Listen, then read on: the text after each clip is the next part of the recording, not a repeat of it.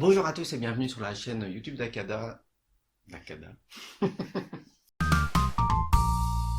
Bonjour à tous et bienvenue sur la chaîne YouTube d'Akata pour parler shoujo manga dans notre rubrique L'Instant Shoujo en réaction de la vidéo qui a été faite sur France Info. Aujourd'hui, je vais vous parler du sexisme dans le manga. À l'origine, j'avais plutôt prévu de faire un article sur le blog Akata, comme je réagis parfois à l'actualité ou à certaines choses qui peuvent me heurter. Et puis, des fois, mettre ses idées à l'écrit, ça prend un peu de temps. Et puis, j'ai vu qu'il y avait plein de gens qui réagissaient en vidéo aussi sur YouTube. Et moi, j'avais envie de réagir surtout sur l'aspect shoujo manga, parce qu'il y a quand même deux œuvres qui sont citées, qui sont Fruit Basket et Nana. Et forcément, je ne pouvais pas rester sans rien dire. Et voilà, donc le premier truc sur lequel je voudrais d'abord fortement réagir, c'est que on part du mouvement MeToo et on dit depuis le mouvement MeToo, il n'y a rien qu'à bouger dans le manga et au Japon. Ouais, d'accord, mais le problème de base, il y a un énorme problème dans cet argumentaire, c'est que MeToo, ça date d'il y a un an, et tous les mangas qui sont cités dans la vidéo, ils sont avant ces années-là. Donc je veux bien qu'on dise qu'il y a du sexisme dans les mangas, et je veux bien qu'on dise que, ou pas, MeToo, ça a eu un impact, ou pas, sur la société japonaise, sur les mangas, mais pour vraiment faire un argumentaire qui soit pertinent, valide, et en fait juste... acceptable d'un point de vue purement logique, c'est que il faut regarder ce qui se passe au Japon dans le manga après le mouvement MeToo. Si on réfléchit 30 secondes sur les délais de publication, tout ça, en fait, il y a peut-être des bouquins qui ont réagi à MeToo qui sont actuellement au Japon, mais le temps que potentiellement des éditeurs français les trouvent, signent les contrats, les traduisent et qu'ils soient en librairie, évidemment, ça peut prendre du temps. Donc, prendre en exemple que des mangas qui datent d'il y a 5, 10 ou plus 15, 20 ans comme argumentaire pour dire en fait il n'y a pas eu de mouvement d'impact du mouvement MeToo au Japon et le manga il est toujours aussi sexiste, ça vaut strictement rien. Enfin, voilà, on va parler de l'impact du mouvement MeToo en France dans le cinéma en prenant des films qui datent d'il y a 20 ans, ça n'a pas de sens et ça tient pas du tout la route. Bon, ça c'était la première mise au point un peu rapide. Pour le reste, je vais juste m'axer maintenant sur le shoujo manga et ce qui a été évoqué. Premier truc qui est évoqué, c'est le personnage de Toru, donc l'héroïne de Fruit Basket, et qui est comparée à Blanche-Neige qui reste à la maison et qui attend les 7 nains à rentrer chez elle. Bon, c'est tellement plus complexe, Toru. D'abord, c'est pas une femme qui reste à la maison à rien faire, en attitude passive, à faire le ménage, etc. Au contraire, c'est exactement tout l'inverse. Elle arrive dans une demeure où c'est le bazar. Effectivement, il n'y a que des personnages masculins, et ils sont tous bordéliques, ils savent pas faire, ils font pas la vaisselle, etc. Mais c'est l'inverse de Blanche-Neige qui attend. Elle est dans une attitude ultra positive, aller de l'avant, et elle décide d'aider ces gens-là d'elle-même en fait. Donc elle décide de faire le ménage, elle décide de faire la cuisine, mais voilà, elle n'est pas dans l'attente, elle continue à sortir, elle continue à aller au lycée, elle continue à avoir du monde, à avoir une vie sociale. Donc c'est pas du tout la même chose, elle n'est pas isolée dans une forêt, dans une maison. Le personnage de Toru, il est tellement emblématique de tellement de choses. Derrière cette naïveté apparente, en fait, il y a une force vraiment enfouie en elle, parce que quand t'as perdu tes parents, tu vivais toute seule dans une tente, ta mère, le deuil, etc. Et en fait, c'est une série qui parle aussi de la force de ce personnage et comment elle va aider les autres. C'est un personnage qui est profondément généreux. C'est tellement réducteur que c'est pas acceptable.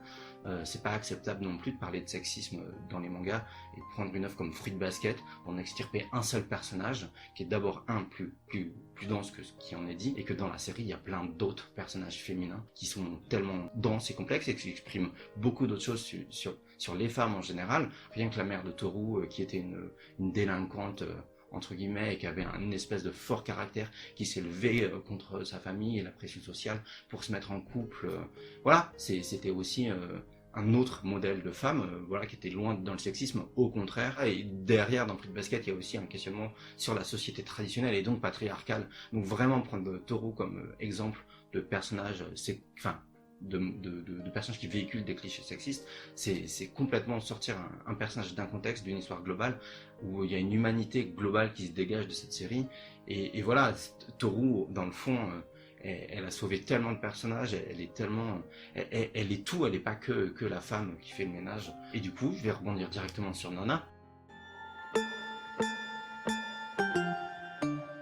Et Nana, c'est intéressant parce que on prend un exemple, on nous dit ouais, Nana, c'est un personnage fort, etc. Mais voilà, c'est pareil, dans Nana, il n'y a pas que Nana, l'héroïne forte, et dans Nana, il y a aussi Nana Komatsu, donc Hachi, qui est en fait un personnage qui est ultra ambivalent et qui fait des choix qu'on peut considérer comme véhiculant des clichés sexistes. Et dans Nana, Nana Komatsu, elle fait des choix qui sont bon, qui sont les siens et que moi personnellement je juge pas, mais qui nous montrent une femme qui décide de renier son propre bonheur par pragmatisme, voilà, puisqu'elle décide de se mettre en couple avec finalement l'homme qu'elle n'aime pas, mais pour des raisons ultra terre à terre entre guillemets, qui sont les siens et que de toute façon moi je vais pas juger. Mais en fait c'est comme dans Fruit Basket, on prend un personnage, on extrait le personnage du contexte et on dit voilà le manga il est sexiste pour ça, heureusement qu'il y a ça.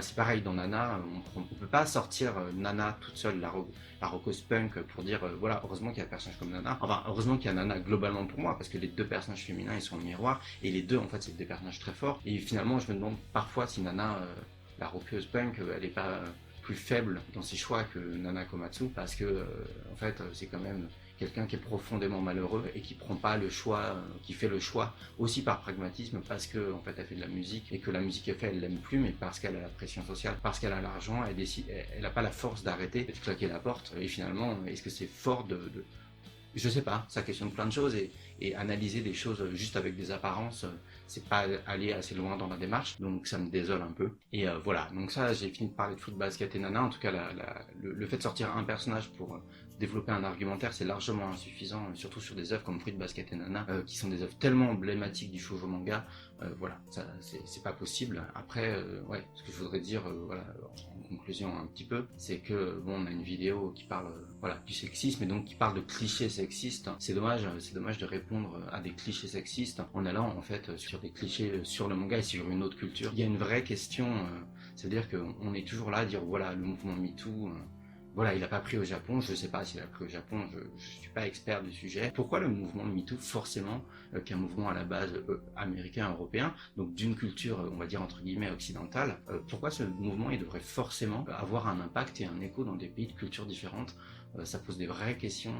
Comme quoi notre culture elle est forcément supérieure. Et en fait faire une vidéo comme ça, c'est aussi de dire que finalement la culture encore la nôtre, la culture occidentale, elle est supérieure aux cultures, en l'occurrence à la culture japonaise. C'est encore un jugement de valeur sur une culture qui est différente, avec nos critères à nous, et on ne peut pas juger une culture avec nos critères à nous. C'est beaucoup plus dense, c'est plus complexe. D'ailleurs, c'était assez intéressant, et je reviens sur le shoujo manga. Nishikaiko, donc l'autrice de Voyage au bout de l'été et de Hane no Kekkon, qui est publié chez Panini, en fait, elle a réagi au mouvement MeToo d'une certaine manière sur Twitter, et quand j'avais vu ça, j'étais un peu surpris, et en tout cas, elle a réagi en réalité au moment où Catherine Deneuve, elle a fait sa tribune par rapport au mouvement MeToo, et elle a dit, je sais plus exactement, mais c'était quelque chose du genre, je remercie Catherine Deneuve d'avoir mis des mots sur des sentiments que je ressentais sans savoir les exprimer. Alors, bon, on va peut-être avoir une levée de bouclier, dire Nishikaiko, c'est pas bien de dire des choses comme ça. Ben ouais, mais personnellement, je juge pas, j'essaye d'analyser, j'essaye de comprendre. On a quand même une autrice qui est une femme adulte, qui a une grande carrière au Japon, qui a fait des œuvres importantes, qui réagit avec son regard de japonaise dans sa culture japonaise. Et ça, les gens n'ont pas parlé, mais en fait, dans le milieu du manga, il y a des choses qui se sont passées aussi. En fait, si on va dans le shoujo manga, il y aura probablement des choses à dire dans quelques années sur son évolution. Est-ce que des mouvements comme MeToo, ou est-ce que des prises de conscience sur le sexisme globalement de la société japonaise apparaîtront dans les mangas dans les années à venir, et il faudra en reparler dans 5 ans pour vraiment pouvoir tirer des conclusions.